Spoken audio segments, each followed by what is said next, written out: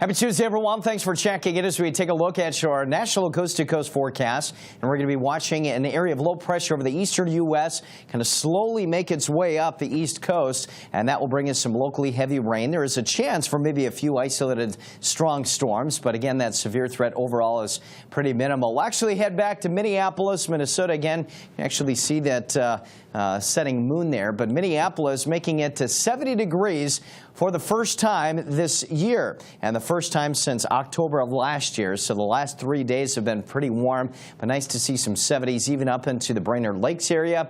The fishing opener in the state of Minnesota is coming up in less than 3 weeks, and there still are reports of feet of ice on many of the central and northern Minnesota lakes. So we'll see what happens, but there still is a decent amount of snow on the ground in Marquette, Michigan, up to 20 inches there. We'll kind of switch gears now, talk about the severe threat over the mid-Atlantic states. There's a marginal threat, and even over portions of Texas, a marginal threat. But this area of low pressure in the southeast, again, could bring us a few thunderstorms that could be a little on the strong side over the eastern portions of North Carolina. We are looking at still some decent rainfall tallies, maybe a couple of inches out near Hatteras. And then as the storm system lifts north, it will drag some of this heavy rain along with it. We're looking at some 1+ inch tallies from D.C. to Philly, New York, even Portland and Caribou, Maine. So this storm system is going to take us into kind of a soggy weather pattern over the next 2.5 to almost 3 days, with some of that cooler air on the northern side of it, so some chillier rain showers closer